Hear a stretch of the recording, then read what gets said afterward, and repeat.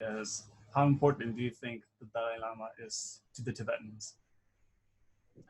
So I would be repeating myself, but yes, Yeah. I think, I mean, today, no doubt, because one thing that we should be clear about is historically, this was not always the case, right? The institution of Dalai Lama, that the institution of Dalai Lama began from the 14th century, right? And the institution of Gandhi Photang, that is the political rule of Dalai Lama, began from, let's say, middle of the 17th century. And since then, he has been one of the most important figure in the Tibetan political landscape. But compared, but if we were to compare today to then, let's say, we can go back even 100 years ago, right? No doubt things have drastically changed.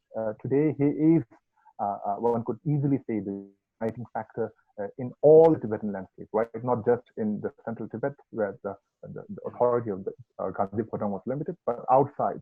And he is and beyond that, he is a global figure who has influenced many people's lives, touched many people. So yeah, I think that's very interesting that you mentioned about Dalai Lama institution, which began in about 14th century. That you said. Do you know anything more about that, about how it started or how it began? Yeah, so I mean, the first Dalai Lama I think was born in, if I'm not really good with the date, but let's say 1396. Yeah, so that I know that's not really the issue, but at the end of the 14th century, the first Dalai Lama was born, right? And then he was not a political figure for sure. So it began from the fifth Dalai Lama because and from fifth Dalai Lama onwards, the much of the central Tibet was much of what today we call central Tibet, right?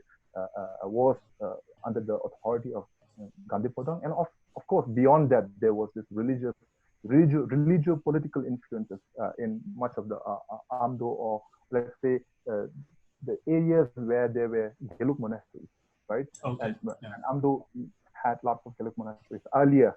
Today, obviously, yes, the 14th Dalai Lama, the figure has transcended that sectarian identification, right? And he is now the leader. I think one could easily say, undoubtedly, the leader of the Tibetan movement.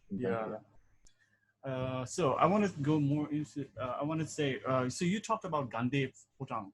So what exactly does that mean?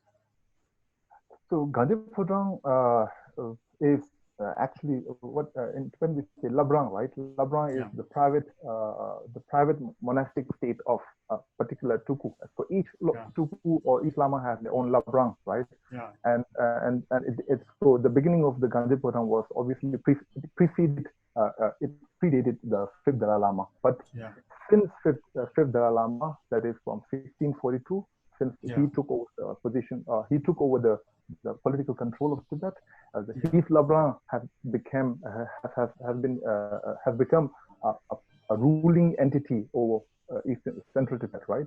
So so and until 2011, when he officially devolved his political authority, the Gandhi Photang has continued for, I think, over almost 400 years. I'm not sure of the date. Wow, that's a long since time. Since the mid of 17th century till 2011. So. And he willingly did it.